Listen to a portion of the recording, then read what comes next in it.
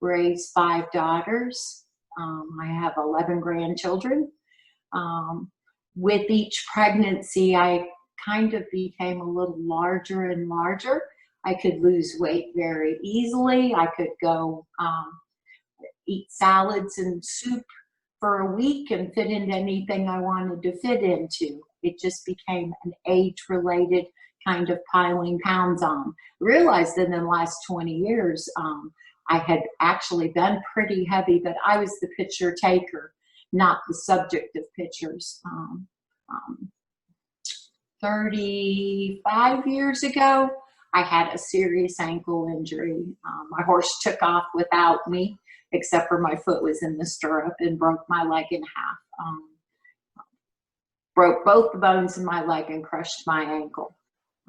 6 months later, I was back on a horse. That was 35 years ago. So I was able to recover from it very quickly then. But as I aged and piled on a little bit of weight and became a nurse, it became very hard to function with my ankle. I had a fusion about 10 years ago, but that started a huge amount of my mobility problems and the inability to lose weight. I started with you not really to lose weight, just to be able to do more and become more active.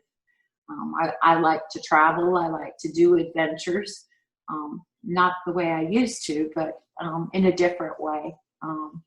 Very active vacations. And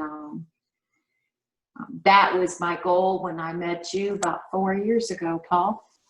If you remember, I was getting ready for a backroads trip, multi-sport adventure to Costa Rica, and ended up being able to climb the 18 miles up the mountain on my bike and hike down. I wish I could do that trip now because I feel much more able to at this point. Yeah, so I think that's just amazing. You're sitting like at 61, you feel more fit than you were 4 years ago, which is awesome.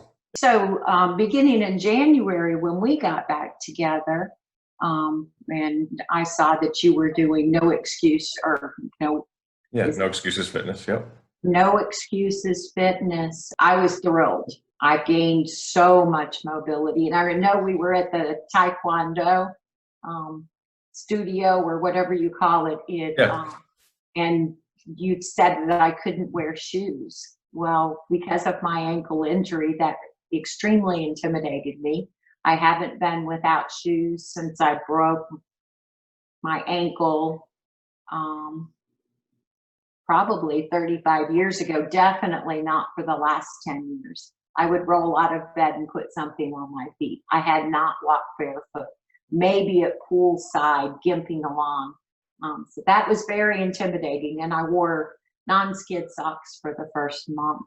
Now my ability with this foot and the fact that it can move and I can start to balance, and it has helped everything as far as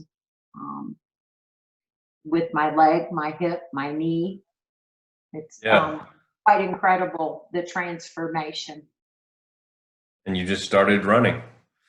I did. I just started running, and I've been swimming. Did join the swim team at the end of the year last year, and then was doing that once a week, but ended up doing the senior games this year in March, right before everything shut down for Corona, and won 3 gold medals. So that was fun. I'm ready for swim team to start again. But I swim, I bike, I do class. My mobility and my fitness has never been better. I sleep great. I came back thinking we were going to do keto diet, and realized, thank you, Paul, that keto had really destroyed my metabolism, or my keto on and off, something had destroyed my metabolism. My temperature. To throw in there, there's a lot of things in our culture that throw that off there. And Yes, and keto would be one of them. Yeah, so we really pointed that out. Yeah. Well, I would either diet or it was feast or famine for me. Food has been a huge comfort for me. I lost my husband in 2004, and was raising daughters and going to school and working, and slept probably 4 hours a night.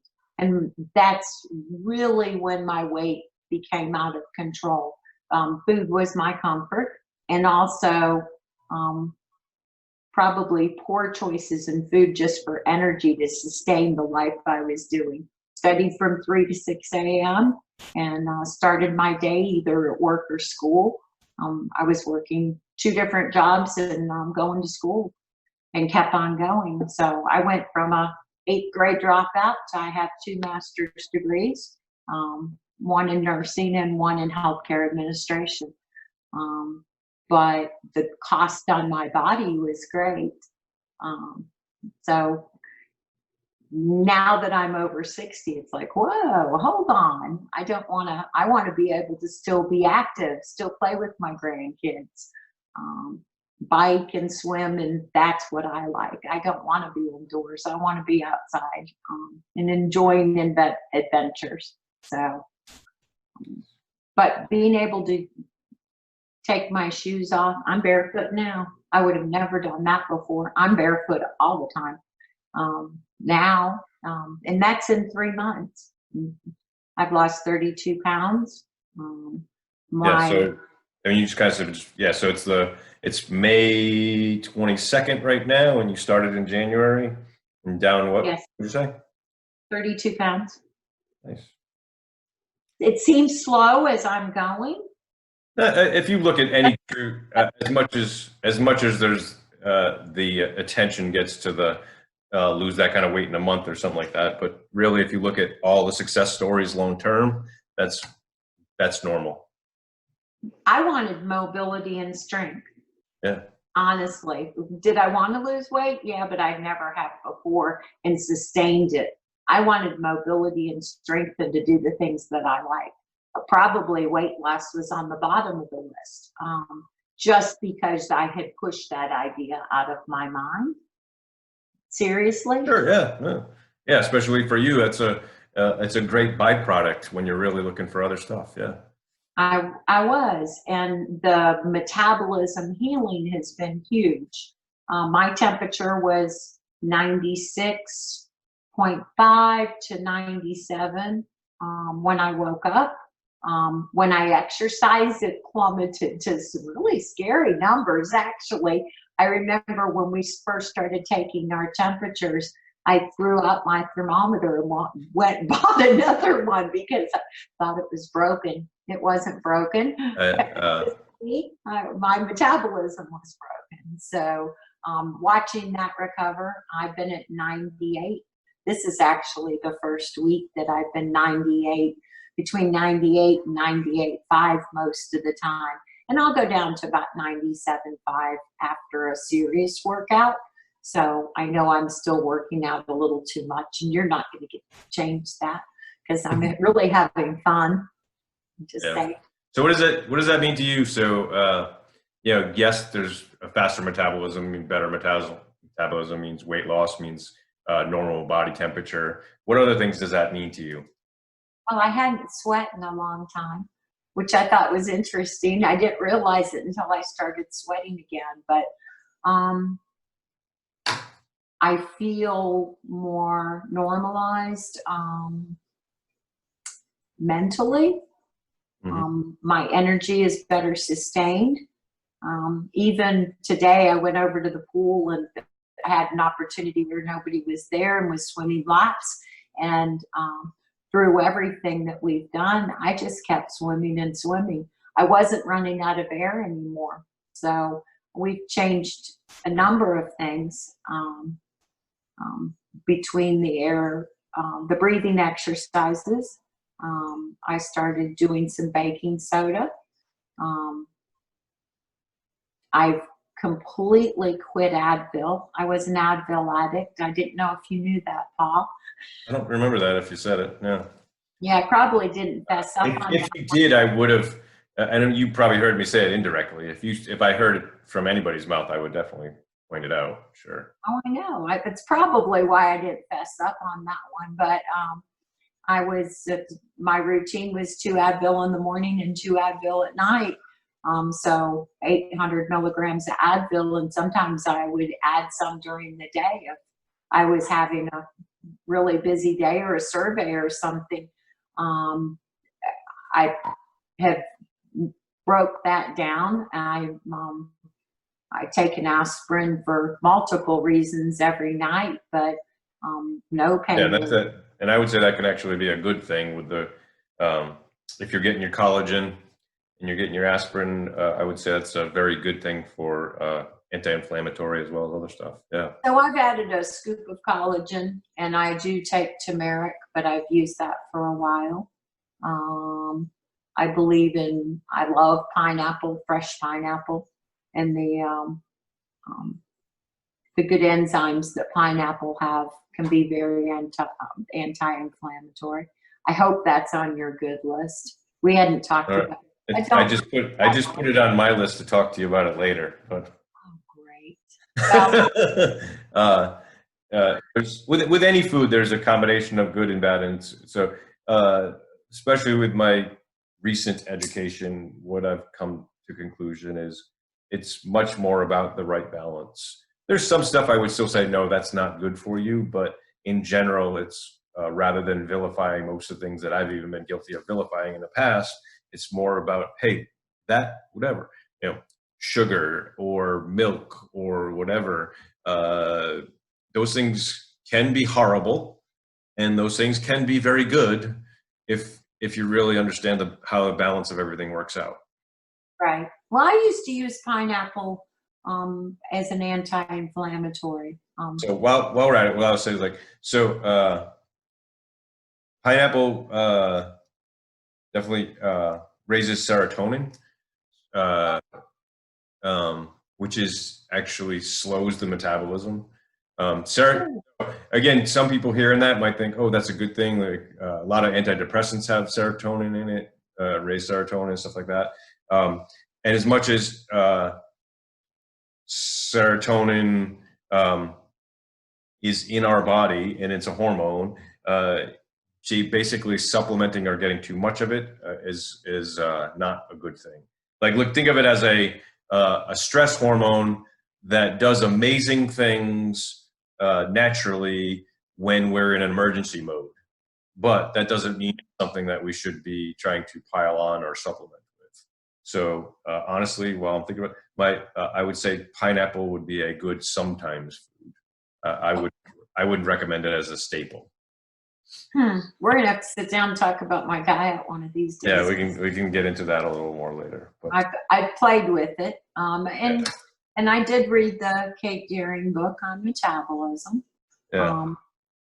There have been many dietary changes I've made.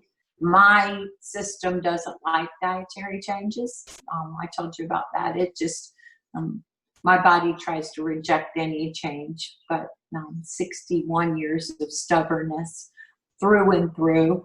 But I don't, when I talk about working out and exercise, it's no longer, oh, I need to go exercise. It's definitely incorporated into a lifestyle because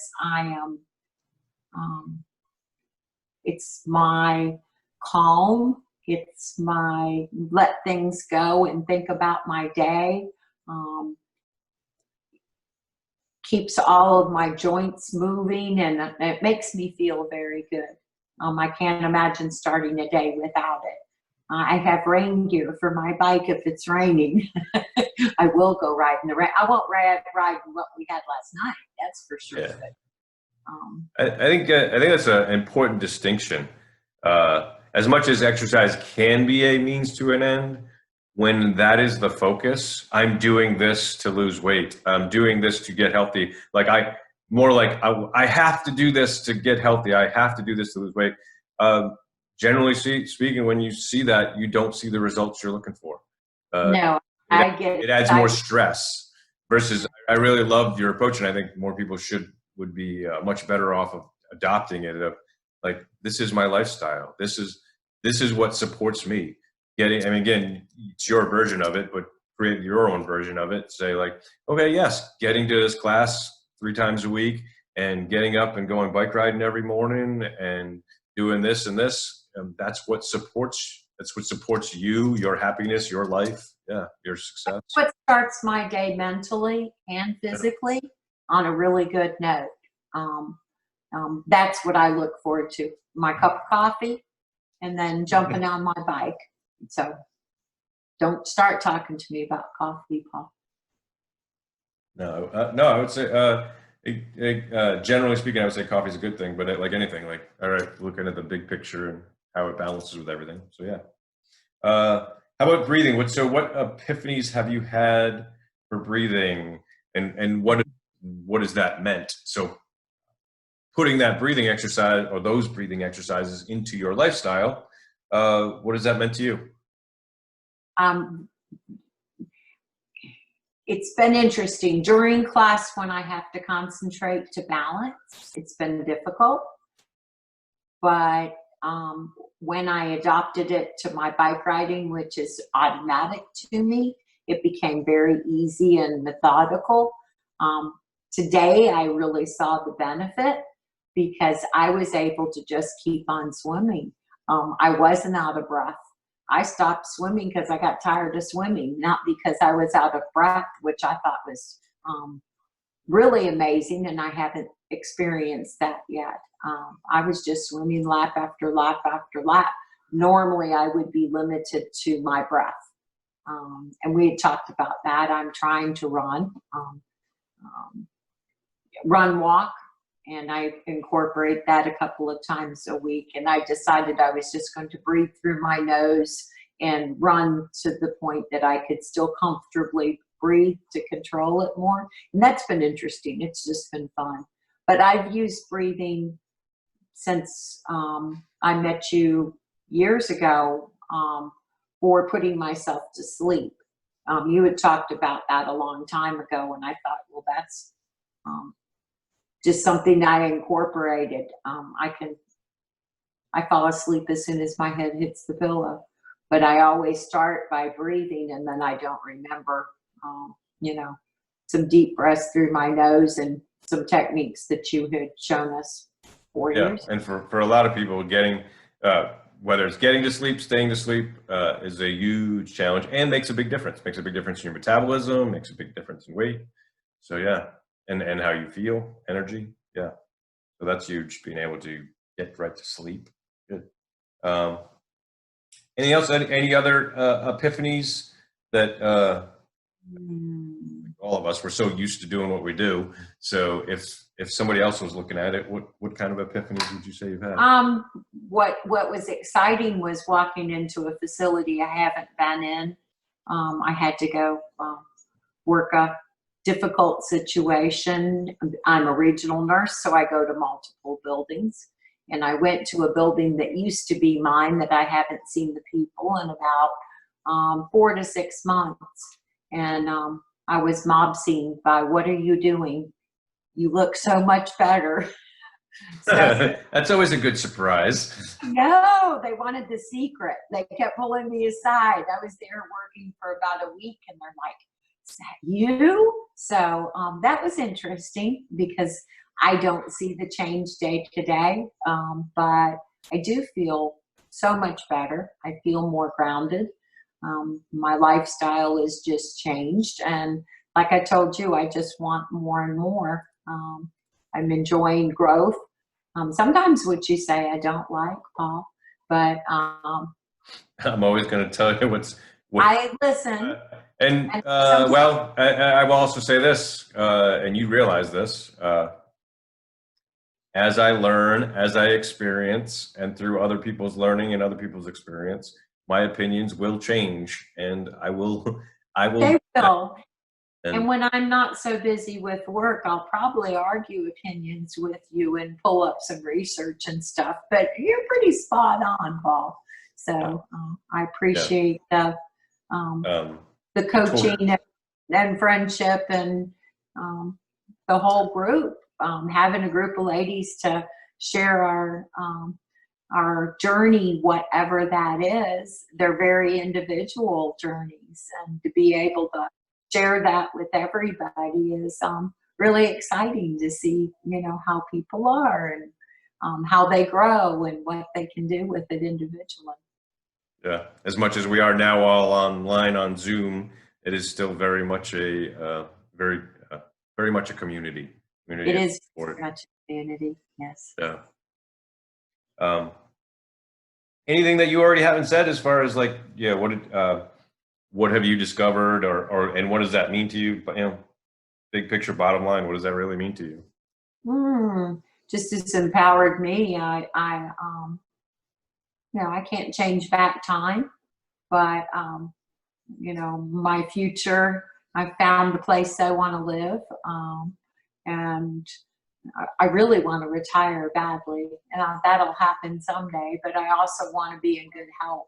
I see people where I work that are much younger than me, and I don't want to be in that situation. So improving my health was definitely the goal in many different facets, but just being able to feel stronger, have better mobility. It's just empowered me to want more, and just to continue. There's no end goal. It's just it's a lifestyle. It's be your best. Yes, definitely. Yeah. So you are definitely an amazing example of, like you said, yeah, we'd all love to turn the clock back and I'm pointing the finger and make the same mistakes again. Or maybe, or back, Paul. but the reality is, like, you're a great example of, like, hey, I can make right now and my future better. Oh yes. I wanna travel and do being home now, and not having travel opportunities is sad, but I like to bike and kayak and play and go places, and being able to do that and enjoy it. Like I said, my Costa Rica trip would be much better this year than it was 3 years ago. Oh, much better, much better. Yeah. So I'm excited to see. At some point,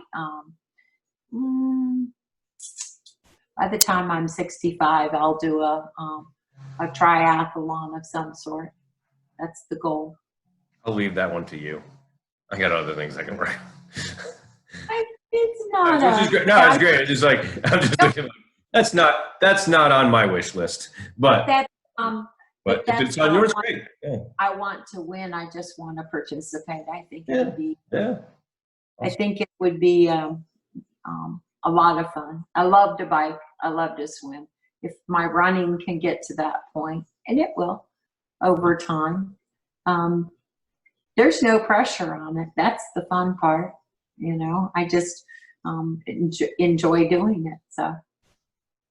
All right. Well, thank you so much for sharing your story. Thank you, Paul. You're welcome. I appreciate you very much, and what the whole group does. Yeah, I definitely appreciate it. All going and motivated. I do really appreciate working with you. I appreciate working with everybody, but yeah, like I said, for many reasons, you're a good example. And not only recording this for people that haven't worked with me, but I do want to, even the people that do work with me, to really even get some of those points, and they're amazing, and see if they can get even more amazing. Well, thank you, Paul. All right.